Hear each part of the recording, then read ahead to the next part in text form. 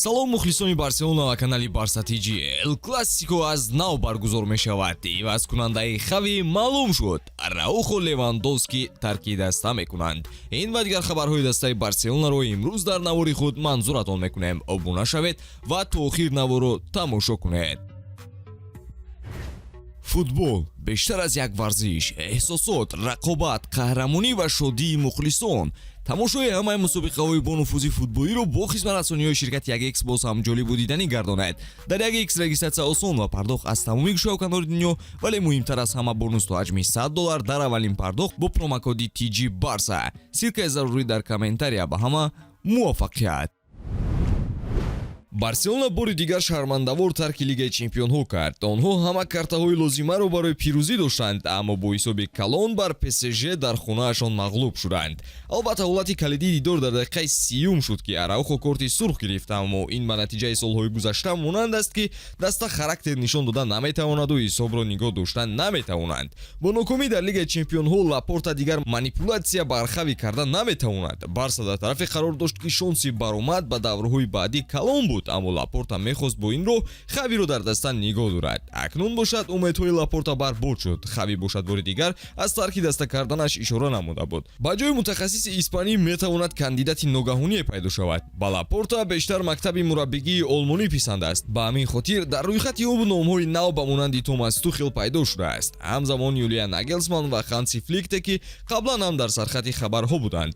гапсари он аст ки ҳамаи ин кандидатҳо трансферҳои махсус металабанд. ана Барса бошад барои он пули кофӣ надорад. баъди мавсими беҷон бошад ин харидҳо имконнопазир мешавад. ин шароит дастаро дар ҳолати мушкил мегузорад. ба иттилои ESPN шикасти бузург аз дасти PSG шонси мураббӣ шудани Рафаэл Маркесро зиёд кардааст. кандидатураи мутахассиси мексикоӣ дар ҳолате дида мешуд ки агар натиҷаҳо бадтар шаванду Хави пеш аз анҷоми мавсим тарки даста кунад. чанд моҳ пеш касе пешгӯӣ карда наметавонист ки муддаи асосӣ барои ин вазифа Рафа Маркес мешавад. аммо баъди анализи бозор ва имкониятҳои иқтисодӣ роҳбарият дарк кард ки ин интихоб яктост. то тобистон вазъ метавонад тағйир ёбад, аммо дар ҳоли ҳозир мураббии мексикоӣ шонси калонтарро дорад. сабабҳо зиёданд. ба монанди ошно будани Маркес бо даста, лозим набудани вақт барои адаптатсия дар системаи Барса ва ошно будани ӯ бо вазъи кунунии иқтисодии бошгоҳ. ӯ бо бозингароне ки аллакай дар ҳайатан корро шурӯъ кардан мехоҳад. Рафа феълан Барса Атлетикро идора дорад ки барои баромадан ба дивизиони дуюми Испания мубориза бурда истодааст.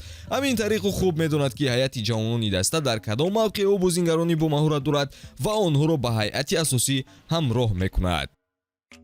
барселона омода аст то бо яке аз лидерони даста Араухо ҷудо шавад. ба навиштаи рӯзноманигорон гӯё Араухо дигар нафари зарурии даста нест ва агар пешниҳоде шавад онро баррасӣ хоҳанд кард. илова бар ин нархи ҳимоятгарро накам аз 100 миллион евро гузоштаанд ки ягон танга арзон намешавад. партари интернетии Трансфермаркт нархи футболбозро 70 миллион евро гузоштааст ва талаби даста ҳам мувофиқ ба ҳунари ӯ аст. агар ҳамоно ба хабарҳо рӯй орем, ба ҳунари Араухо Бавария диққати хоса дода истодааст.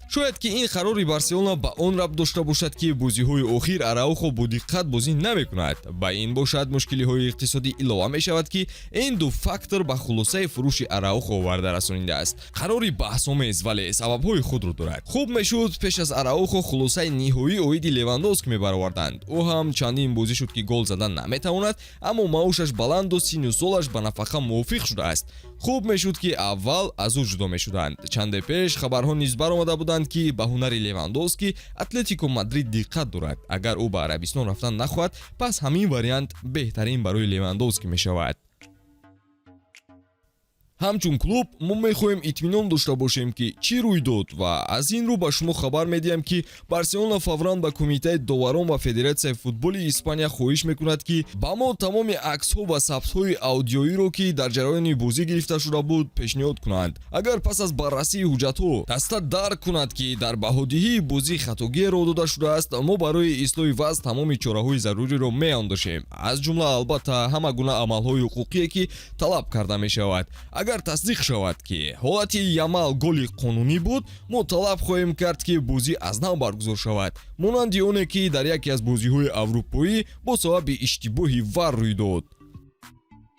ин муроҷиати Лапорта буд ки дирӯз расонаӣ шуд ва дастао роҳбарият аз он нигаронанд ки доварон ва хатогии онҳо сабаб шуд ки даста имрӯз имтиёз аз даст диҳад. Ширкатҳое ки шарикӣ бо системаи VAR доранд исботи графикии онро доранд ки ҳамон ҳолати баҳсомез 100% гол аст ва инҷо на Реал гунаҳгор асту на довару на VAR. инҷо Хавиер Тебас гунаҳгор аст ки ҳама ҷо нахути пеши қошуқ мешаваду нуқсу камбудӣ дар кори худаш дида мешавад. ба ҳамин тамом дӯстон, обуна шавед ва дар ҷараёни навгониҳои дастаи Барселона бимонед. Хайр.